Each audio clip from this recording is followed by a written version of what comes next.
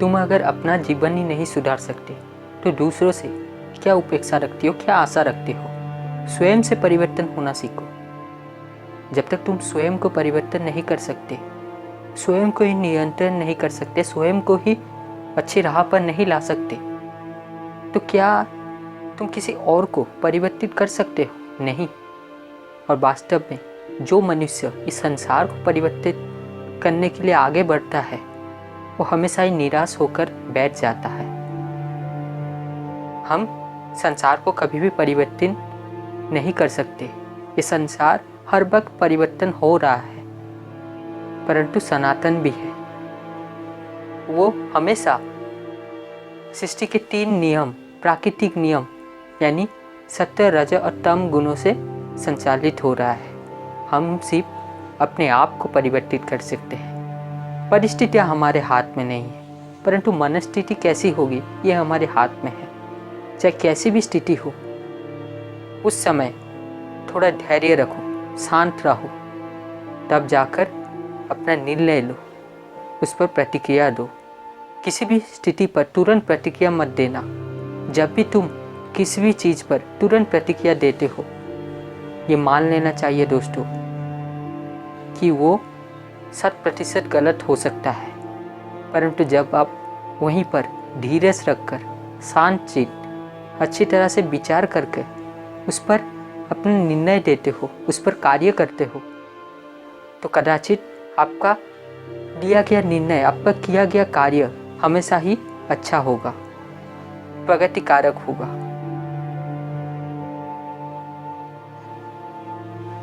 यही वो समय है जिसमें हम परिवर्तन कर सकते हैं। समय ऐसे बीतती चली जा रही है। ये समय एक बार चला गया तो पुनः लौट कर नहीं आएगा। अब समय गवा दिए तो चाहे वो कितना भी बड़ा राजा हो, चाहे वो कितना भी बड़ा मनुष्य हो, चाहे कितना भी बड़ा ज्ञानी हो, धनी हो, कभी भी समय को वापस नहीं ला सकता। पैसा चले जाने के बाद समय के साथ साथ पैसा भी आ सकता है, परंतु समय जाने के बाद पैसा के साथ क्या समय आएगा? नहीं, कदापि नहीं। तो इसीलिए महत्वपूर्ण कौन है, समय या पैसा? महत्वपूर्ण सिर्फ 3 चीज़ है इस संसार में दोस्तों, जो हमारे पास निरंतर होती है। हाँ, कितना होगी ये नहीं पता, परंतु हम जीवित हैं तो इस समय भी हमारे पास है। पहला है जीवन। तो इस जीवन को सही जगह पर, सही राह पर मोड़ देना चाहिए, सत्य की ओर आगे बढ़ना चाहिए, धर्म के केंद्र में रहकर जीवन का गाड़ी आगे बढ़ाना चाहिए, जीवन को संचालित करना चाहिए। मैं सही कह रहा हूँ ना दोस्तों? इस पर चिंतन कीजिएगा। कोई ऐसे कुछ भी बोल दे उस पर पूर्णतः निष्ठा मत रखिएगा, पूर्णतः विश्वास मत करिएगा, चाहे वो मैं भी क्यों ना हो। स्वयं आत्मचिंतन कीजिएगा, इस पर सोचिएगा, फिर अपने ऊपर अगर अच्छा लगे तो ले लीजिएगा और उतारिएगा। अगर नहीं लगे, अगर लगे कि आपके लिए अहितकारक है तो इसे त्याग देना चाहिए। वास्तव में हमें नित्य अनित्य का बोध तथा विवेक होना चाहिए, यानी हमें ये पता होना चाहिए कि कौन सी चीज़ नित्य है, सदा रहने वाली है, जिसका ना कोई आदि है ना अंत है, और अनित्य यानी जिसका जन्म हुआ है उसका मृत्यु भी होगा, जिसका नाश भी निश्चित है। इस तरह का विवेक होने पर, बुद्धि होने पर, बोध होने पर हम एक सही जीवन जी सकेंगे। जब तक हम ही सही नहीं होंगे, क्या हमारे लिए, क्या हमारे द्वारा दिया गया कोई भी कार्य, कोई भी चिंतन, कोई भी सोच सही हो सकता है? नहीं। अपने आप से पूछिए, तभी जाकर उत्तर मिल जाएगा आपको। मैं कौन होता हूँ? अगर आप स्वयं इस बात पर चिंतन करें तो आपको उत्तर मिल ही जाएगा।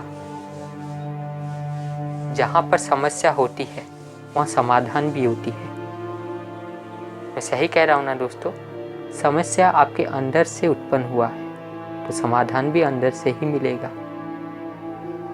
परंतु हम ये भूल कर बैठते हैं कि हम समाधान संसार में ढूंढने लगते हैं। सही कह रहा हूँ ना दोस्तों? जैसे अगर किसी ताला का चाबी कमरे में खो गया हो तो उसे कमरे में ढूंढने पर ही उस ताला का चाबी मिल सकता है। परंतु अगर वो चाबी कमरे में खो गया हो और आप उसको बगीचे में ढूंढने लगे, कि आपको चाबी कभी मिलेगी? नहीं, बल्कि आपकी ऊर्जा का, आपके प्रयासों का व्यर्थता सिद्ध होगी, आपके समय का नष्ट होगा। मैं सही नहीं कह रहा हूँ दोस्तों? इसीलिए हमें पहले समस्या का ज्ञात होना अनिवार्य बन जाता है। किस तरह का समस्या है ये जानना अति आवश्यक बन जाता है। इसीलिए हमें बोध चाहिए होता है। सही ज्ञान वो है जो बोध देता है। जानकारी इकट्ठा कर लेने से कोई बुद्धिमान नहीं बन जाता। एक तोता को भी रामायण कंठस्थ होता है तो क्या वो बुद्ध बन गया? नहीं। वास्तव में दर्शन से हमारे अंदर बोध का उत्पन्न होता है, बोध का जागृति होती है। एक जागृत इंसान, एक जागृत मस्तिष्क हमेशा ही एक नेक कार्य करता है, एक उच्च कार्य करता है। उसको कोई परवाह नहीं पड़ता चाहे उसके ऊपर कोई कुछ भी कहे, क्योंकि ना वो परमात्मा के लिए कार्य करता है, निष्काम कार्य करता है।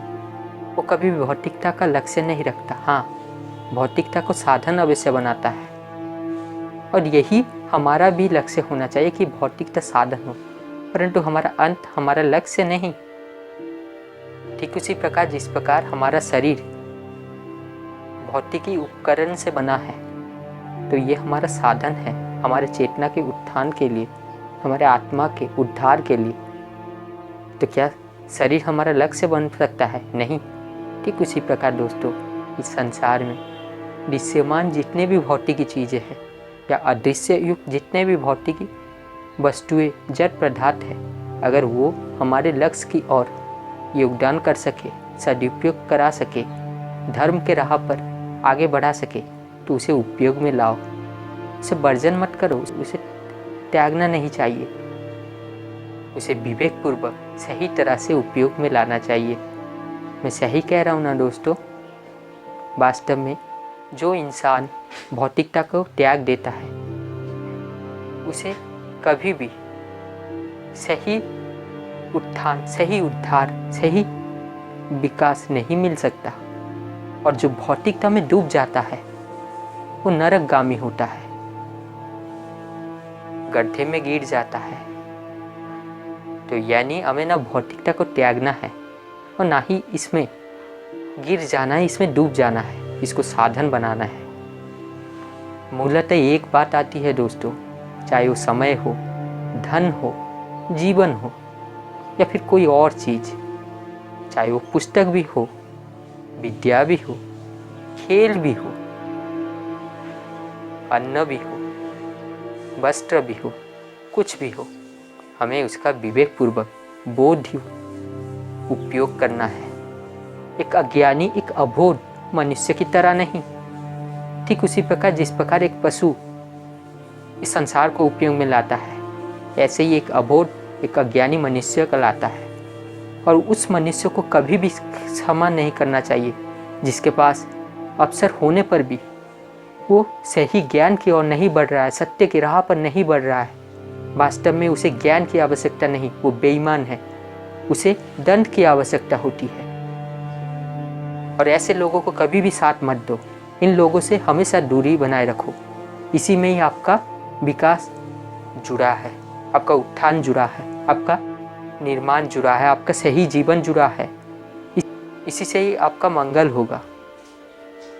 मैं सही नहीं कह रहा हूँ दोस्तों? तो अंततः यही कहूँगा दोस्तों। क्या कहूँ?